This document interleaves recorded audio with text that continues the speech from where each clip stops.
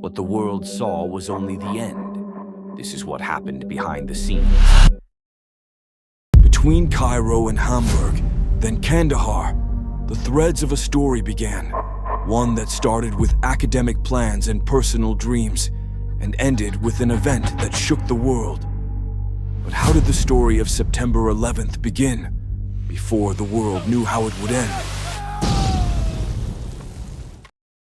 Mohammed El-Amir was born in Kafr el-Sheikh, Egypt, before moving with his family to the Al-Omraniyah district in Giza, where he grew up quiet and disciplined in both his studies and daily life. He enrolled at the Faculty of Engineering at Cairo University.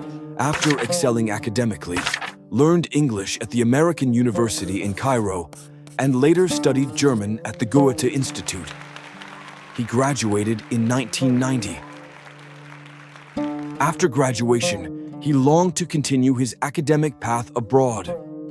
Within that context, Ada decided to travel to Germany to pursue higher studies. In Hamburg, his name appeared in university records as a foreign student seeking academic opportunities until he was accepted at the Technical University of Harburg.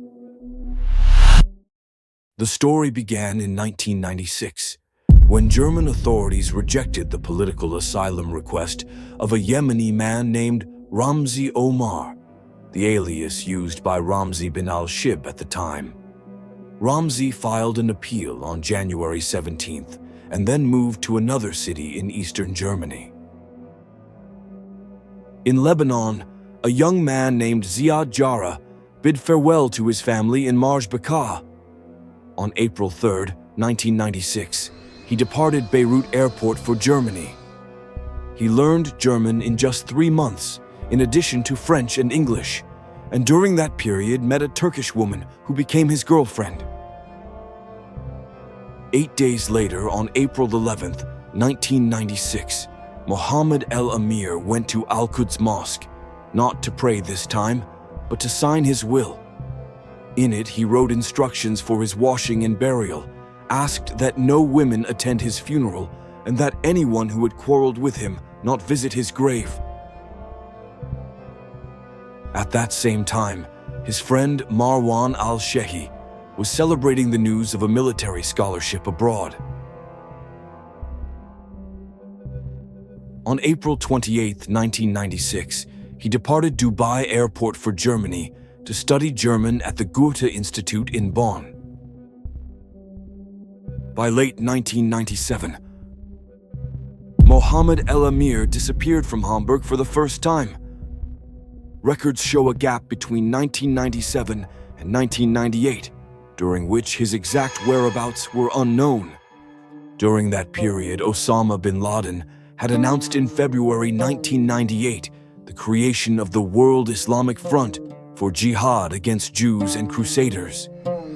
By connecting the dates, information, and places, it is believed that Mohammed El-Amir traveled to Kandahar, accompanied by Ramzi Omar, who later resumed using the name Ramzi bin al-Shib after his asylum case was rejected. When Mohammed El-Amir returned from Afghanistan, he had a new alias, Abu Abdul Rahman. When someone asked, "Where have you been, Mohammed?" he replied that he was dealing with family problems. He appeared sincere, calmer, but also more religious and introspective than before. By the end of that year, Mohammed El-Amir, Ramzi bin al-Shib, and Saeed Bahaji moved into an apartment at 54 Marienstrasse, second floor. They were later joined by Marwan al-Shehi and Zakaria al-Sabar. There, the first nucleus was formed of what would later be known as the Hamburg Cell, which U.S. investigators would describe as the kitchen of the 9/11 operation. While Mohammed El-Amir was preparing to finish his thesis on urban planning, another mission awaited him, one far closer to his heart. He was called once again to Afghanistan, marking the beginning of the final countdown toward a day that would change the world. In late 1999, secret meetings began with the man later known as the mastermind of the operation, Khalid Sheikh Mohammed, who had resurfaced after years of hiding in Asia, carrying an idea he called the strike on America's heart. In early 2000, Marwan al-Sheikhi traveled to the United States after obtaining a student visa, enrolling in a flight training course in Florida. Weeks later, Mohammed Atta followed the same path. Both appeared to outsiders as serious aviation students, living in small apartments and avoiding social life. In Germany, Ramzi bin al-Shib remained in constant contact with them. His US visa was repeatedly denied, making him the link between the Hamburg cell and the leadership in Afghanistan.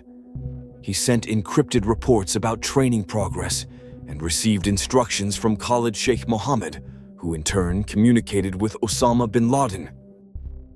When the plan was presented to bin Laden, he reportedly asked, "Can you guarantee success?" Khalid Sheikh Mohammed replied confidently, "Yes, God willing." Bin Laden responded, "Then it's settled." By mid-2000, Ziad Jarrah also traveled to Florida, enrolling in a flight school in Venice. There began the practical phase of learning to fly commercial aircraft. One instructor later recalled, "It felt like they were training for something far greater than an exam."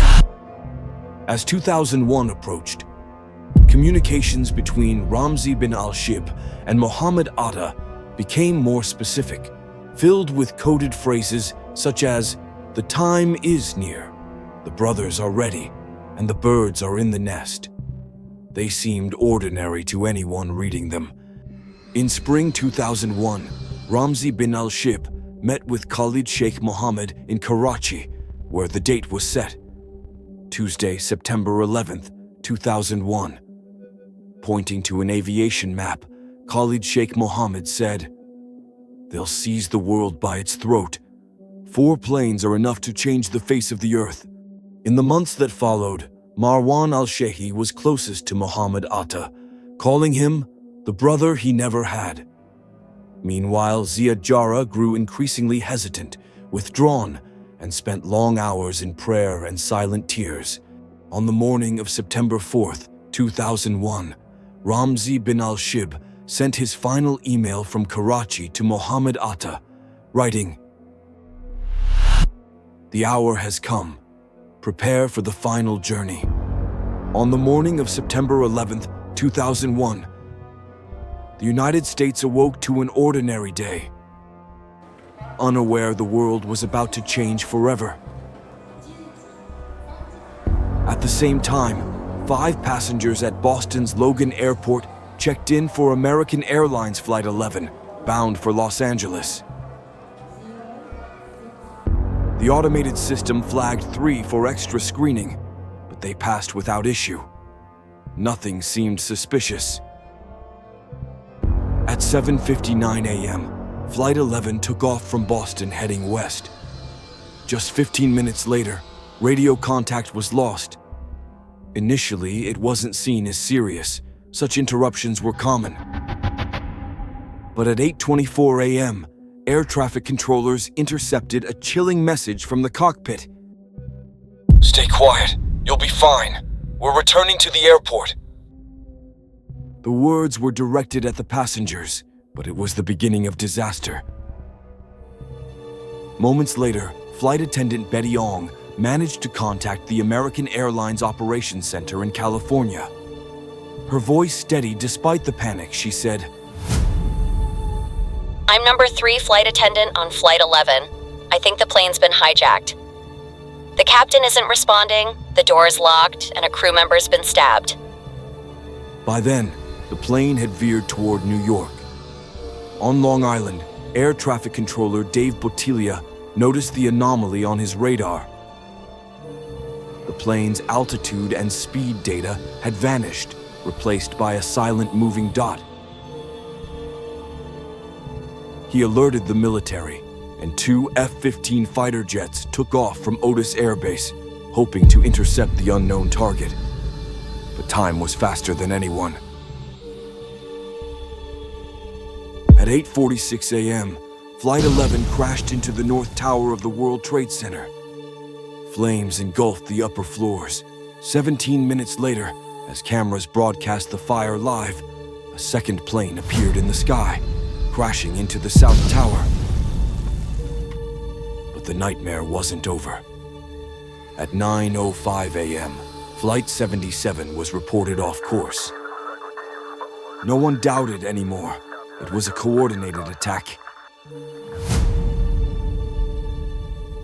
At 9:37 a.m., it struck the Pentagon, the headquarters of the U.S. Department of Defense.